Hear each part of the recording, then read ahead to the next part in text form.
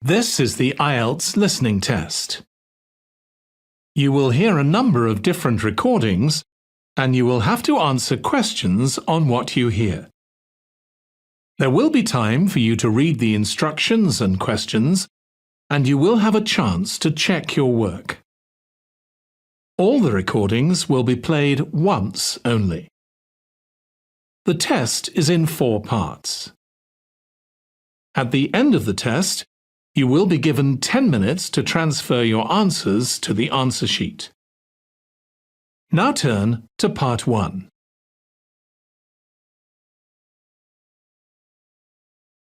Part 1. You'll hear an interview conversation between a banker and a customer. First, you have some time to look at questions 1 to 7.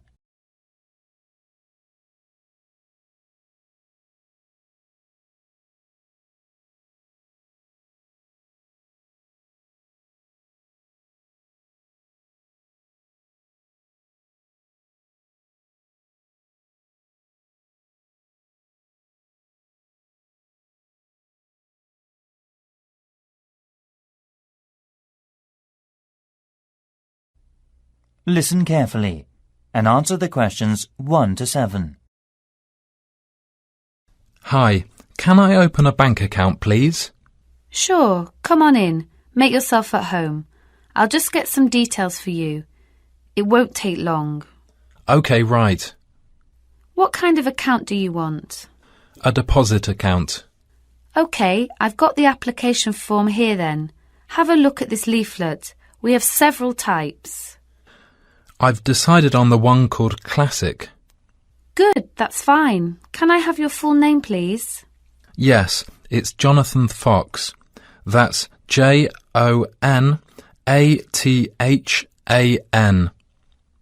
Oh, right. Thank you. And what's your date of birth, please? The 21st of January, 1970. Right. Do you have another bank account in the UK? No, not yet. This is the first one. OK, fine. And what is your address in the UK, sir? 10 Island House, South Quay. That's East London, isn't it? Yes. Near Canary Wharf, right? Yes, that's right. How long have you been at your current address? Just around 1 month, actually. OK, that's fine. Can I ask for a previous address? Sure. It's Flat 3, Canada House, Queen Street. Is that all? Yes. That's Edinburgh, isn't it? Yes. Edinburgh.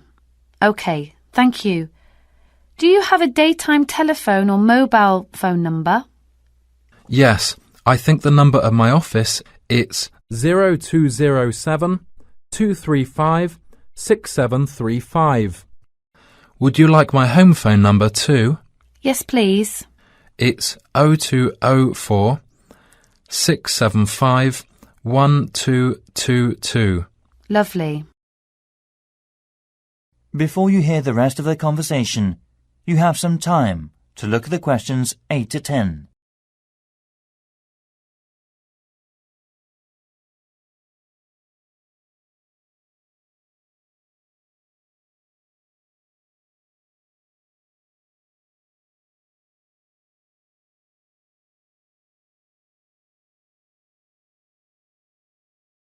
Now listen and answer questions 8 to 10.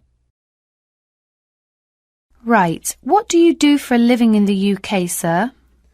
I am working at an English language school in central London as a tutor. It's my main job. OK. Now we usually ask for a piece of information for checking your identity, for security reasons, if you phone us. Sure. What name is your mother's first name? Because it's less likely to be known. OK, it's Monica. Thank you. Yes, Monica. It's Russian.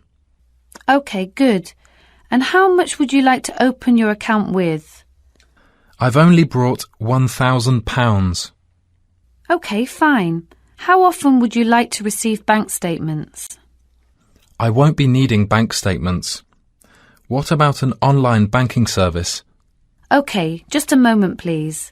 Can I check in the box on the screen? Sure. I was also wondering about a mortgage service. Sure. Can you just wait a moment? I'll introduce you to a mortgage marketing manager. Thank you.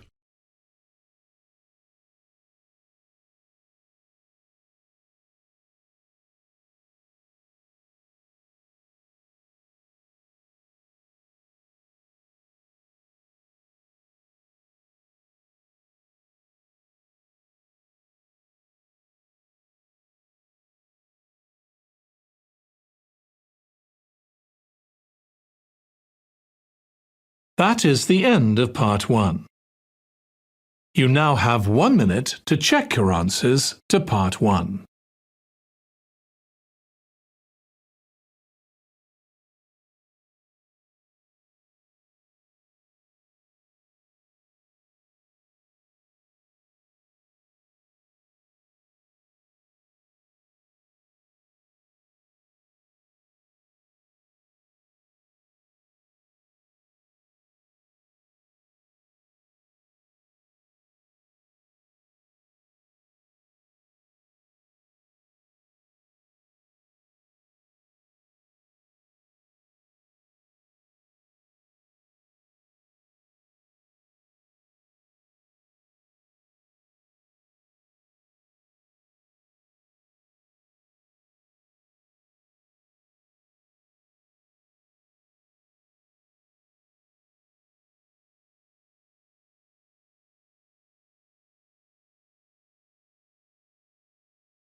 Part 2. You'll hear a tourism programme, The Elizabeth House. First, you have some time to look at questions 11 to 14.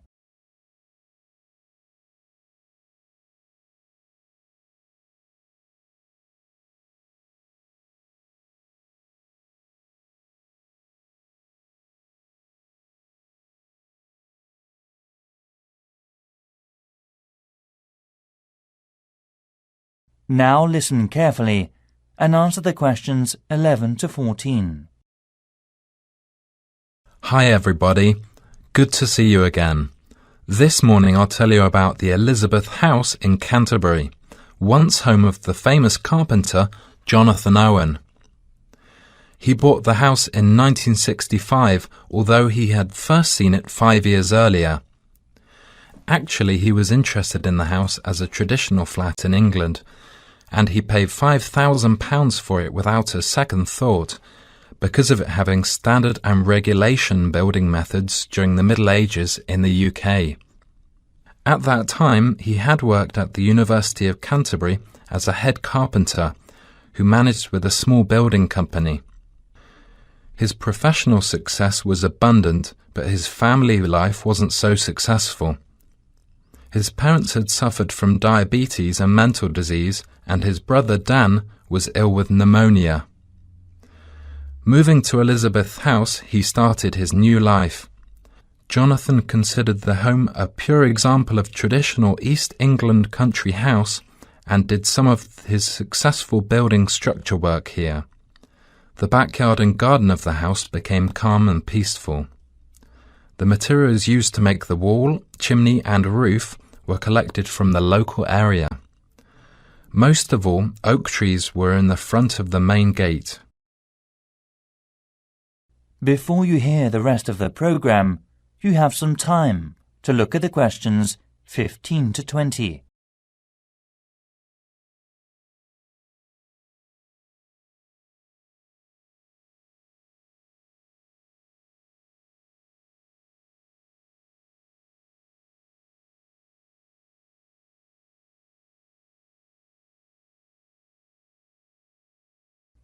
Now listen and answer questions 15 to 20.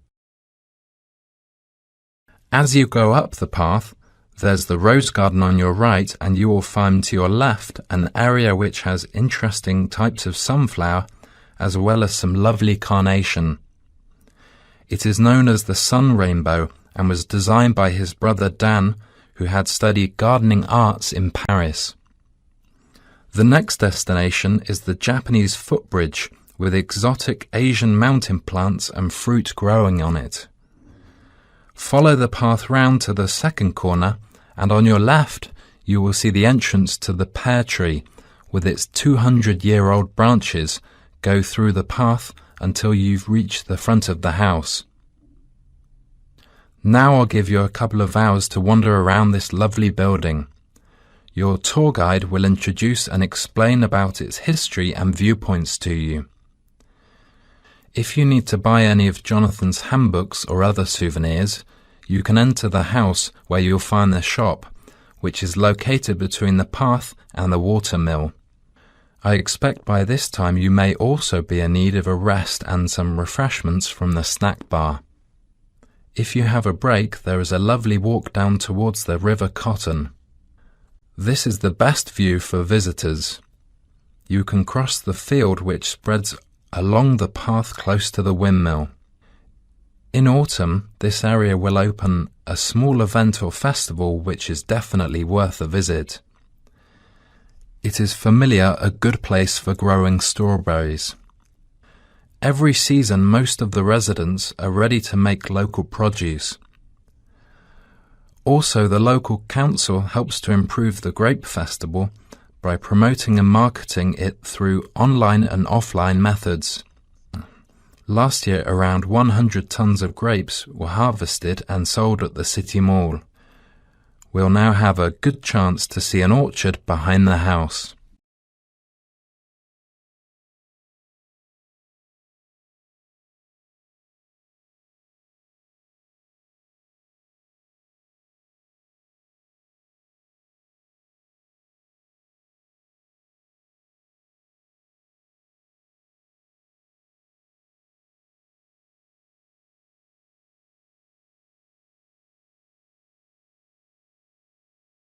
That is the end of part 2. You now have 30 seconds to check your answers to part 2.